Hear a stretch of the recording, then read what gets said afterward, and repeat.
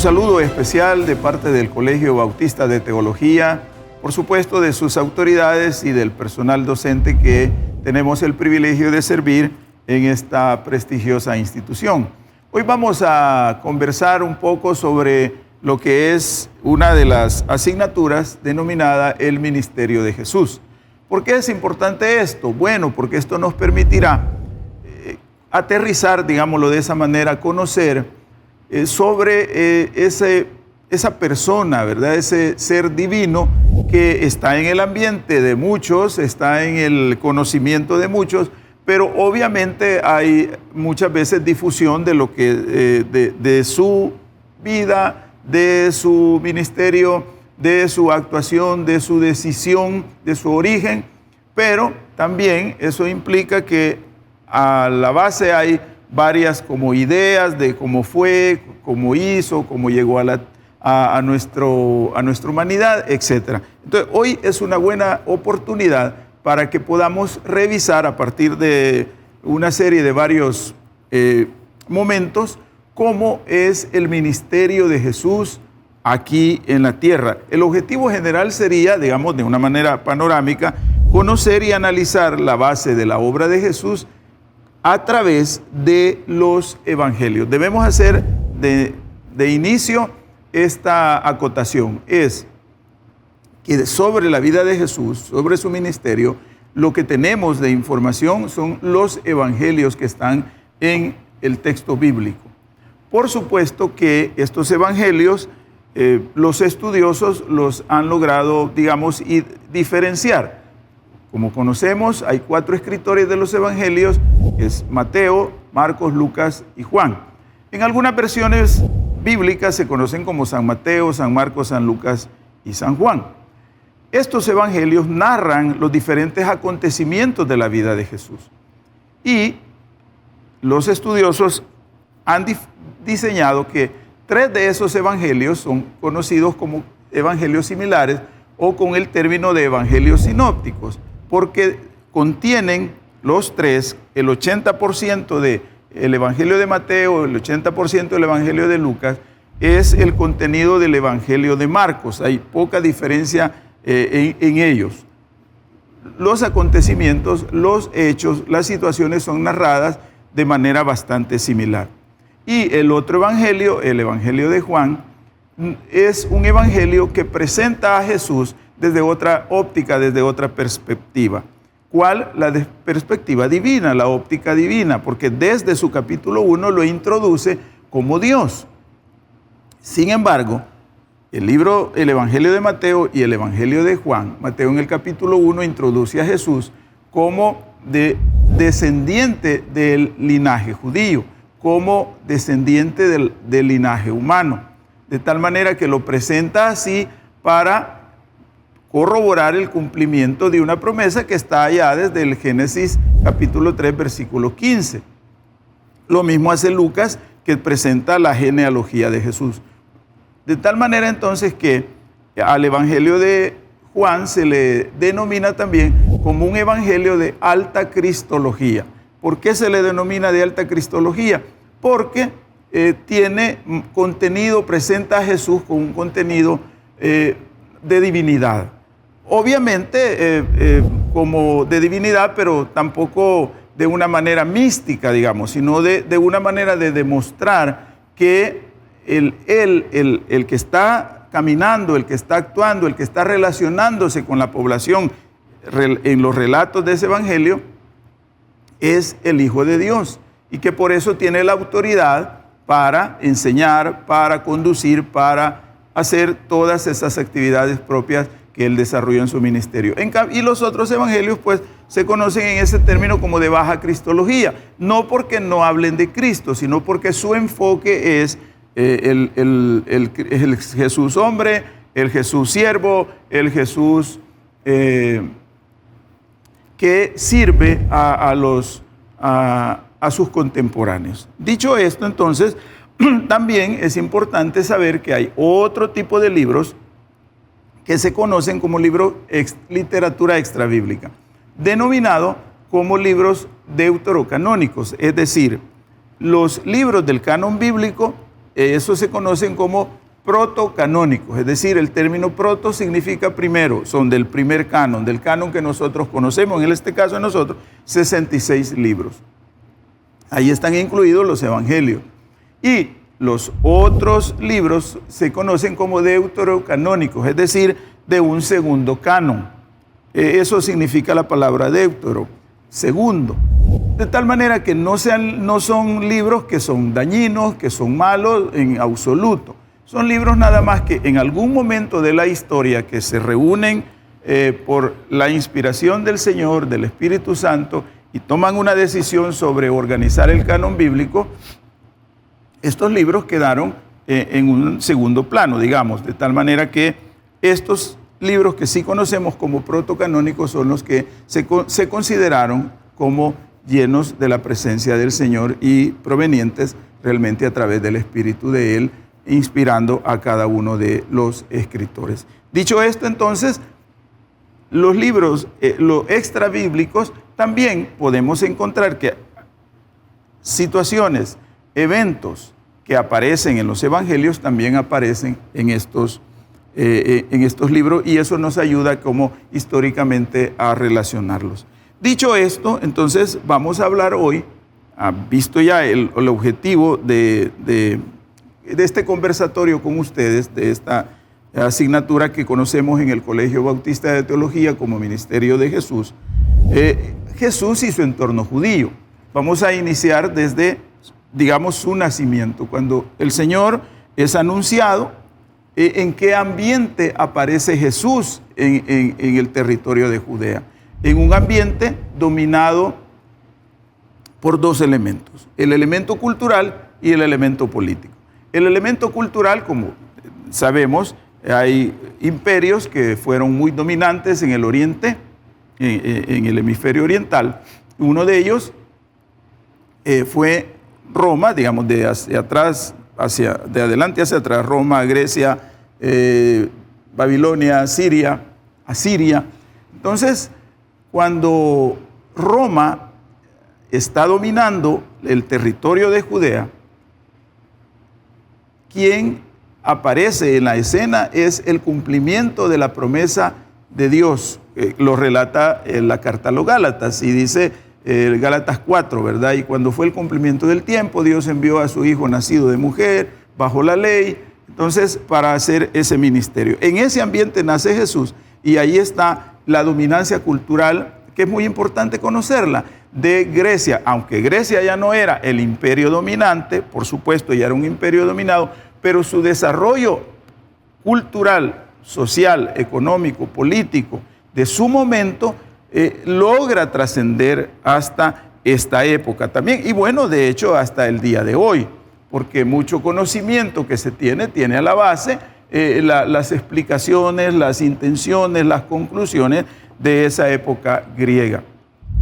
Entonces se conoce un ambiente helenizado. Helenizado, eso viene de una palabra que a los griegos también se le conoce como los helenos, y de ahí pues el término griego era un término más usado por los extranjeros, pero al interior digamos, de la comunidad que conformaban los aqueos y otras tribus, ellos se conocen más como los helenos. Entonces, cuando se habla de que hay una helenización, digamos, de la cultura judía, es porque se había retomado mucho contenido, muchas actividades y pensamientos, digamos, derivados de la historia griega y de su forma de ser. Y el otro componente es el componente donde nace Jesús, el componente político.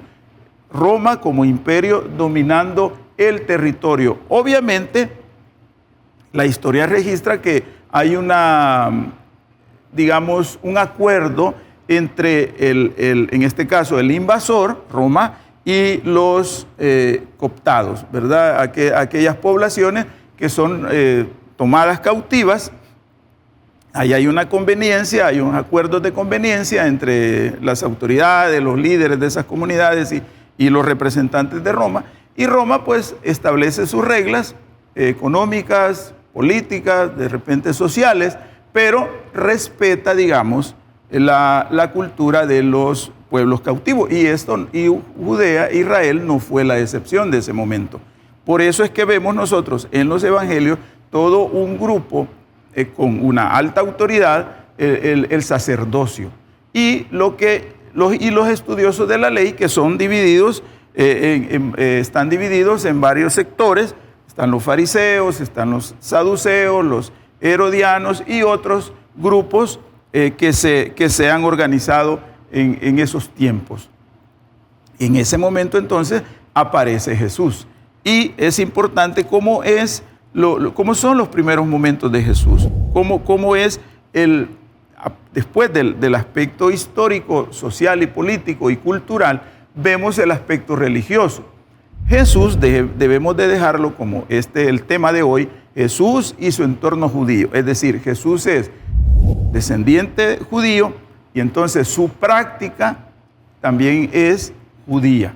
Sus padres son hombres, son una pareja de piadosos, obviamente, y por lo tanto son fieles seguidores del judaísmo. En este contexto es que aparece Jesús. Y cuando nace, él desde su nacimiento comienza a mostrarse como el enviado de Dios en el cumplimiento de obediencia de la normativa que Dios ha dado.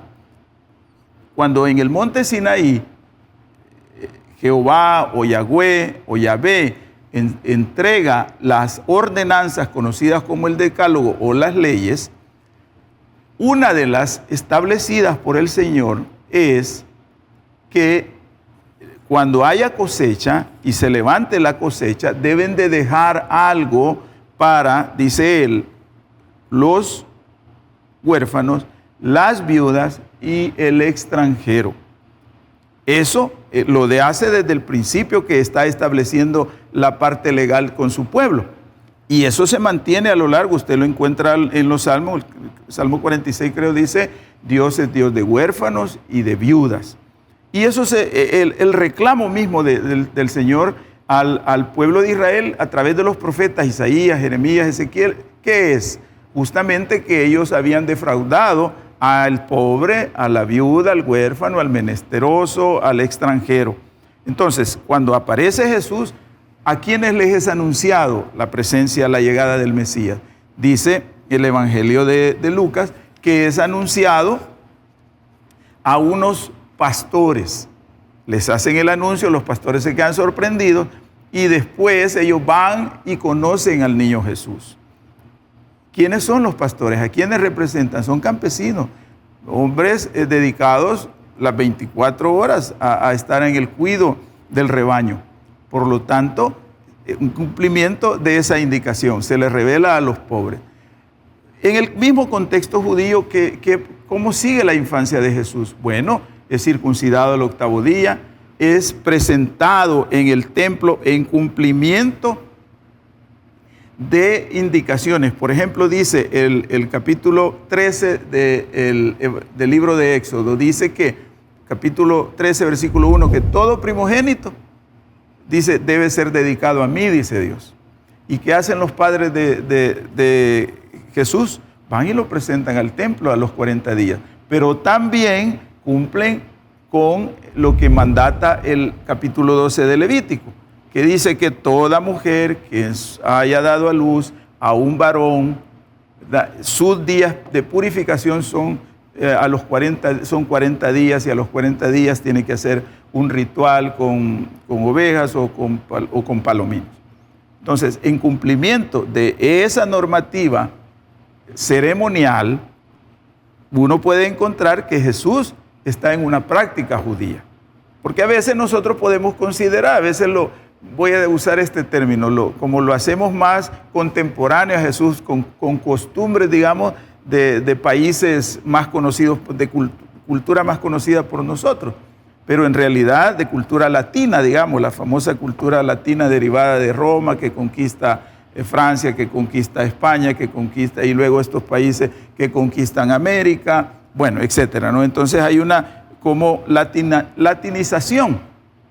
Entonces allí hay un cumplimiento de un Jesús judío con su familia judía y en obediencia a esas normativas. Entonces uno puede encontrar, pero viene, se ha presentado a los pobres, está cumpliendo la ley. Luego, ¿a quién se encuentra en el templo? Encuentra en el templo, dice el Evangelio de Lucas, capítulo 2, dice que encuentra a dos personas. A Simeón, un profeta a quien el Espíritu Santo le había indicado que no vería muerte hasta conocer al Mesías. Entonces, cuando presentan al niño, él se siente regocijado. Y luego dice que aparece también, el otro personaje es Ana, una profetisa, viuda, dice el Evangelio de Lucas, desde hace 84 años, y que todo ese tiempo había estado en el templo orando. Es decir, otro elemento, la viuda. Allá fueron los pobres, hoy es una viuda a la que el Señor se le está mostrando como el Mesías. Y luego el Evangelio de Mateo relata que vi otros personajes fuera del territorio de Judea. Ven una estrella, la siguen y llegan hasta adorar al niño Jesús. ¿Quiénes son ellos? Son extranjeros. Entonces, ese cumplimiento del ceremonial, de la ley, de las indicaciones, de las enseñanzas, están evidentemente en Jesús desde su niñez. Luego, avanzando en su vida, podemos encontrar ya la infancia. De esto realmente no conocemos mayor cosas. Solamente hay dos versículos que en el Evangelio de Lucas, que es Lucas 2:40 y Lucas 2:56, que dice, y el niño, si me permiten compartirlo, ¿verdad? Dice que, y el niño crecía y se fortalecía y se llenaba de sabiduría y la gracia de Dios era con él. Y el 52 dice, y Jesús crecía en sabiduría y en estatura y en gracia para con Dios y con los hombres. Eso es lo que podemos encontrar, ¿verdad? No, a veces alguna tradición por ahí dice que el niño Jesús jugaba con los demás niños y que hacía milagros y que les hacía pajaritos. Bueno, esa es otra situación que no podemos nosotros, digamos, los estudiosos no la validan. Entonces, digamos, es una historia, ¿verdad? Pero eso es lo que podemos conocer. Y lo encontramos ya a los 12 años, cuando también en cumplimiento a la ceremonia, sus padres visitan el templo anualmente y él pues se va a la sinagoga y lo encuentran los padres leyendo el libro de Isaías. Eso es lo que podemos encontrar. Por supuesto que Jesús tuvo una educación. ¿Cuál? La que la cultura judía daba. ¿Cuál? A partir del hogar. El hogar siempre ha sido, en la cultura judía, un elemento clave, trascendental en la formación educativa y más que educativa, formativa, digamos, de la persona. De tal manera que la mamá era la encargada de guiar, digamos, a sus hijos, y Jesús obviamente no fue la excepción. Junto con sus hermanos debió haber sido guiado, y lo podemos ver porque él, cuando llega, lo encuentran leyendo, ¿verdad? Dice el Evangelio de Lucas que Jesús leyó, el Evangelio de Mateo dice que Jesús contaba, el Evangelio de Juan dice que Jesús escribía cuando narra lo de la mujer que habían encontrado y la habían llevado los sacerdotes a él. Entonces quiere decir que él tenía conocimiento, había sido formado, había sido educado. Aunque en la época de Jesús estaban, digamos, en boga, estaban en apogeo o era parte del quehacer cultural, religioso de su época, las llamadas escuelas rabínicas. La historia registra dos escuelas famosas, la escuela de Gilel y la escuela de Shammai.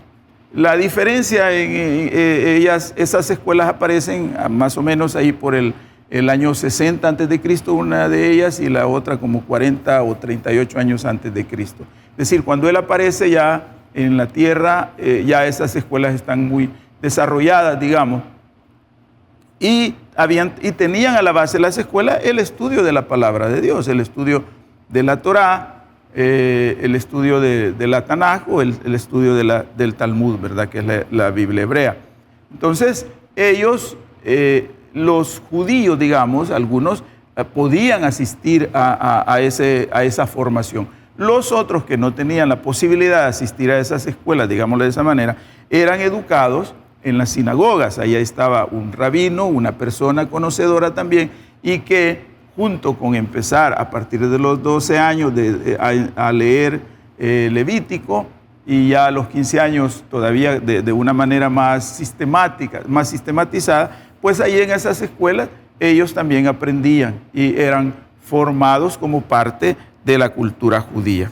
Entonces, estas escuelas son importantes en la formación del conocimiento de la palabra de Dios.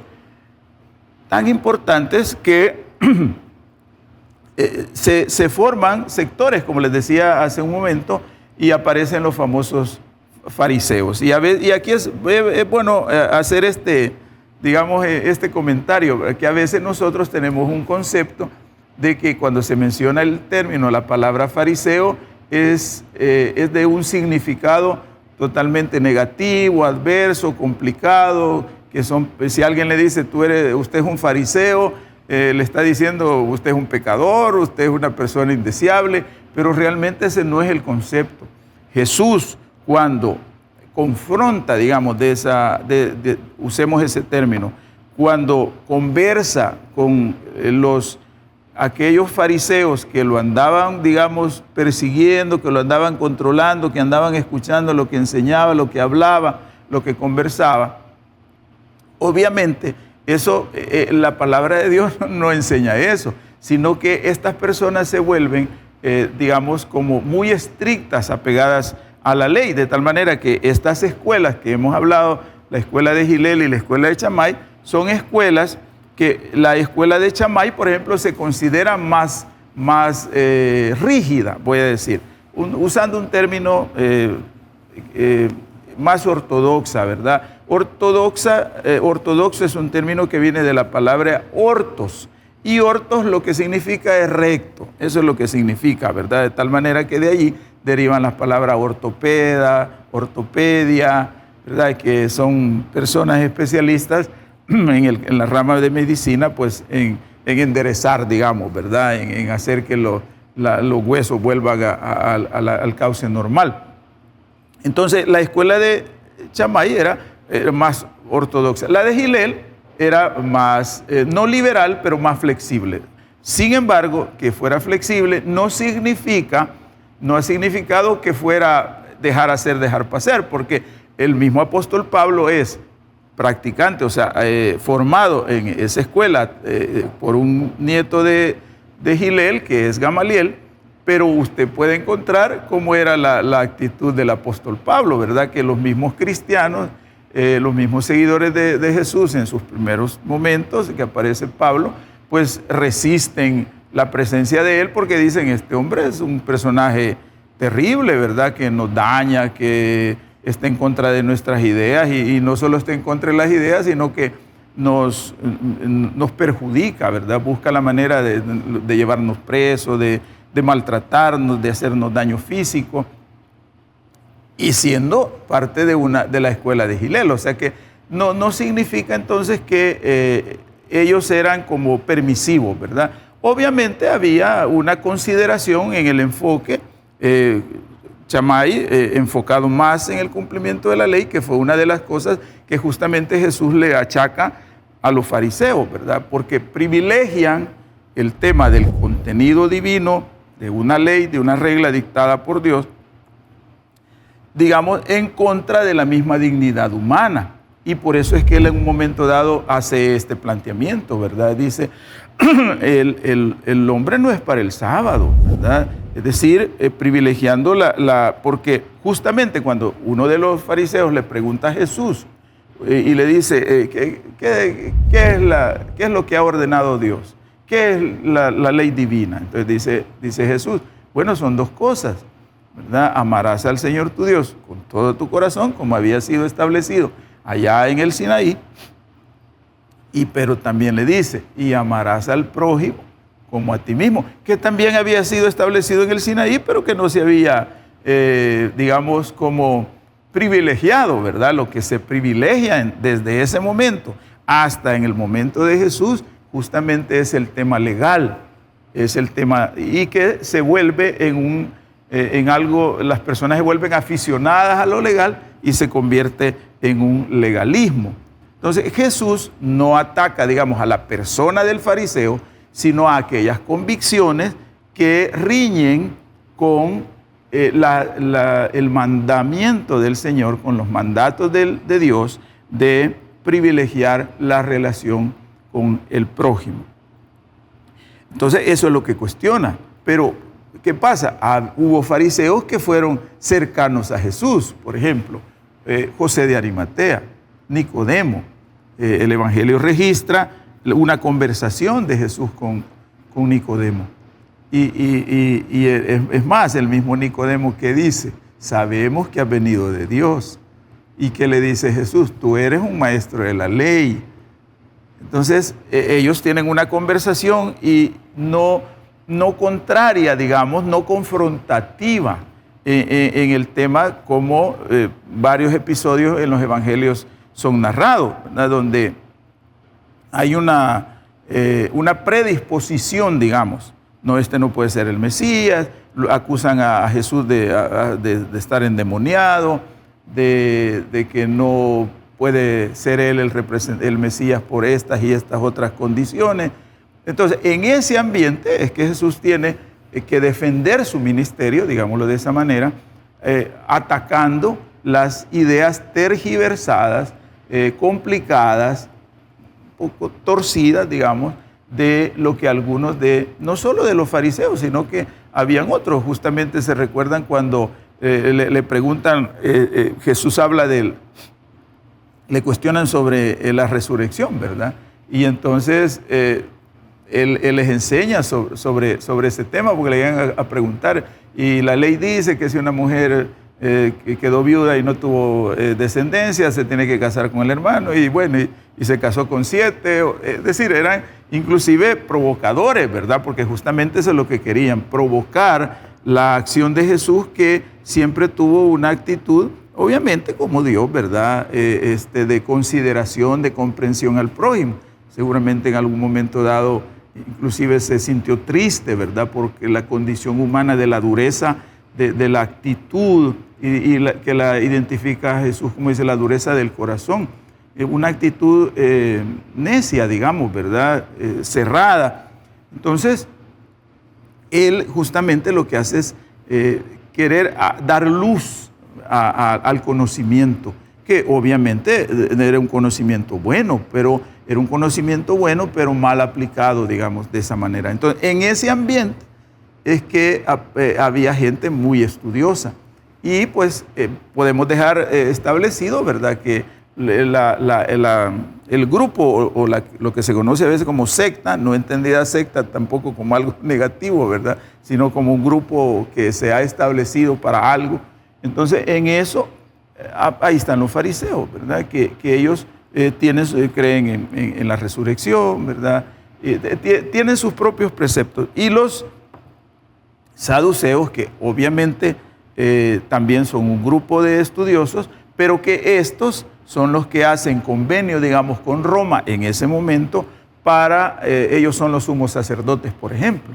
Eran personas que tenían alguna condición económica, digamos, mejorada, mejor que los otros grupos, y que el imperio, a través de sus representantes, los ubica, los localiza y logran establecer acuerdos con ellos para, digamos, llevar una convivencia lo más cercana a una buena convivencia. Porque obviamente digo lo más cercana porque los mismos evangelios relatan que había rechazo, ¿verdad?,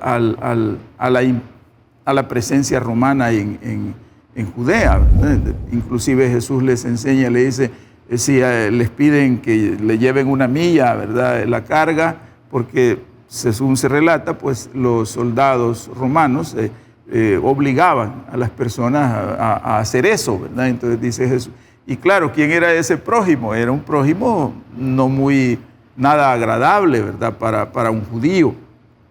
Inclusive algunos de ellos seguramente consideraban que los otros, que los gentiles, ¿verdad?, o los de otras nacionalidades, no eran prójimos, ¿verdad? Sino el prójimo solo era el de su propia raza, pero Jesús enseña, ¿para qué? Para clarificar, ¿verdad? Ese concepto. Y así, ¿verdad? Varias ideas que aparecen ahí de diferencias, pero el Señor Jesús en su ministerio ya en su ministerio de adulto, ¿verdad? Va a establecer. Pero aquí, en el entorno judío donde nace Jesús, donde aparece Jesús, donde busca establecerse, ¿verdad? El ministerio de Jesús, se ve pues que desde su nacimiento empieza todo un ministerio de Jesús. No, el ministerio de Jesús no comienza hasta que aparece, digamos, como el Evangelio de Marcos lo presenta, que aparece para que Juan el Bautista proceda a realizar el bautismo, ¿verdad? De él. No aparece allí, ¿verdad? Aparece desde que es anunciado a sus padres, ¿verdad? De una manera inusual, obviamente, de una manera única e inexplicable para la mente humana. Desde allí, ¿verdad? Y por la fe, entonces comienza el ministerio de él. Pero ¿en qué ambiente? En un ambiente judío. Él obviamente es respetuoso, y en otros momentos de estos conversatorios que vamos a tener, o de estas clases, si le podemos llamar de esa manera, para ir revisando el ministerio de Jesús en la tierra, vamos a encontrar que él mismo dice en un momento: yo no he venido a que la ley desaparezca, ¿verdad? Yo he venido a cumplir yo mismo la ley. Él se somete, sus padres se someten en obediencia, no en obligación, digamos, como impositiva. Obviamente hay una imposición, pero digamos, de parte de Dios, pero un reconocimiento en obediencia voluntariamente de los padres por la fe, ¿verdad? En que seguir esas indicaciones, esos preceptos, es de bendición para la familia. Y obviamente con Jesús, pues, qué mejor bendición, ¿verdad? Que la que podemos nosotros hoy tener y ser beneficiarios de la salvación misma de nuestras almas. Entonces, de ser parte hoy nosotros de ese pueblo escogido por el Señor. Pero en ese ambiente entonces está Jesús. Cumple desde su nacimiento, luego como se va desarrollando justamente, inclusive pues tiene como no es revelado a la clase política dominante, a la clase económica dominante, ellos se convierten en personas contrarias digamos, vamos a decirlo, de inicio, de entrada, contrarias a Jesús. Y podemos ver en el Evangelio de Mateo, que cuando los extranjeros visitan al rey, a Herodes, entonces él, sorprendido, ¿verdad?, consulta con los conocedores de la ley, de la palabra de Dios, y le dicen: sí, van a nacer allí, ¿verdad? Y él dice: vayan, inclusive quizás con un poco de dejadez, vayan, averigüen y ahí me avisan. No tiene una actitud, obviamente, porque el poder siempre ha sido así, un poco bastante, que digamos, permea mucho en la conducta, ¿verdad? Y nos vuelve quizá a veces hasta, digamos, con poca humildad, con un alto grado de soberbia, y Herodes lo demuestra. Pero ¿qué pasa, verdad? Luego, cuando no aparecen estos personajes que han venido del Oriente, que se conocen como los Reyes Magos, los identifican, ¿verdad? ¿Qué dice él, verdad? Bueno, dice: vamos a tomar una decisión radical, ¿verdad? Entonces se vuelve, no le importó sacrificar, digamos, muchos niños con tal de imponer su criterio. Entonces, Jesús no se les revela a ellos, ¿verdad? Jesús no se les revela a la clase, no nació allí como probablemente era la expectativa de mucha comunidad, porque ese fue el cuestionamiento de las mismas personas, ¿verdad? Que hay una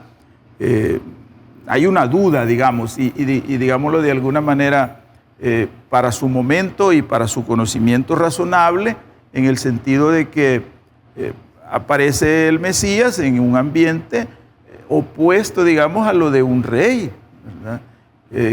al concepto de reinado, bueno, de ese momento y de hoy, ¿verdad? Nosotros podríamos traerlo al momento, si un niño nace en un hospital público, ¿verdad? O quizá asistido por una partera en su casa y alguien dice, este personaje va a ser un científico, o esta persona va a ser un alto funcionario, etcétera. La probabilidad de nosotros sería bien mínima en asumir que eso sería una realidad. Entonces eso también pasó allí, ¿verdad? Pero eso muestra también la oposición de las autoridades, pero muestra el plan de Dios de hacer llegar el reino de Dios, como luego lo vamos a encontrar en un momento dado en el conocido famoso Sermón del Monte, que no es más que una exposición ampliada de todo lo que la ley ya les decía. Entonces Jesús, el conocedor totalmente de ella, entonces la expone de una manera, digamos, más práctica, más visual, más aterrizada, digamos, para la vida común de ellos. Y allí, pues, él va a ir exponiendo cada uno de esos eventos ya de una manera, digamos, sistemática, y les dice ahí, ¿verdad? El reino de los cielos se ha acercado, es anunciado el reino de los cielos. Y probablemente para la expectativa de aquel momento como la de hoy, porque muchas veces nosotros, hermanos, estimado amigo, podríamos encontrarnos preguntándonos, ¿y qué es el reino de los cielos, verdad? Y con un concepto, digamos, un poco helénico, griego, ¿verdad? De los cielos. Pero realmente es la práctica, la vivencia. Eso les dice el Señor, ¿verdad? Les dice, ustedes son la sal de la tierra, son la luz del mundo. Ustedes son personas que deben ser consideradas felices, ¿verdad? El Evangelio de Mateo relata 8 veces, les dice felices o bienaventurados. El Evangelio de Lucas lo hacen en 3 veces. Pero, ¿qué les está diciendo a los desposeídos, verdad? Aquellos ciudadanos, digamos, o aquellos integrantes de la comunidad judía de su tiempo, normales, comunes y corrientes, les está anunciando el reino de los cielos. No se lo anuncia a la clase dominante, tanto en lo económico como en lo religioso. Así es que vamos a seguir, si Dios permite, en este recorrido del ministerio de Jesús en la tierra, y como usted puede apreciar y seguramente puede darle un seguimiento a través de la lectura de los evangelios, que le van a ir mostrando de una manera gradual cómo es el ministerio de Jesús y todos sus contenidos. Basta con que le pidamos en oración al Señor, al Espíritu Santo, que nos guíe en esa lectura, y luego en estas conversaciones que vamos a tener podemos ir aportando, no de parte de nosotros, sino de parte de lo que la Biblia establece, el conocimiento para que vayamos creciendo y como dice, como identifica de una manera bien corta, pero bien trascendental a Jesús, y dice, y crecía en gracia para con Dios, ¿verdad? Entonces, hacernos agradables a Dios es la meta. No solo es conocer el ministerio de Jesús, porque al final el ministerio de Jesús es llevarnos a la salvación. Es el ministerio de Jesús, ¿verdad? Darle cumplimiento a esa promesa, cuando por la desobediencia se rompe, ¿verdad?, la comunión entre el hombre y Dios. Pero Dios no dice, no, voy a restablecer esto y vamos a hacerlo de alguna manera. Y al final, pues aparece, al final de la decisión aparece Jesús. Y nosotros, beneficiarios, digamos, sin qué ni para qué, digámoslo de esa manera, ¿verdad? Podemos gozar de la salvación. Entonces, crecer en gracia con Dios. Y obviamente crecer en gracia con los hombres, ¿verdad? Porque tampoco podemos nosotros hacer uso de a veces algunas conclusiones a las que llegamos, que lo importante es lo que Dios diga de mí, no lo que los hombres digan de mí, ¿verdad? Sino no es de esa manera. Entonces, crecemos en gracia con Dios y gracia con los hombres. Un saludo de parte del Colegio Bautista de Teología, y le animamos a que pueda estar siempre en contacto con nosotros, porque lo que queremos es que juntos vayamos siendo edificados en la palabra de Dios.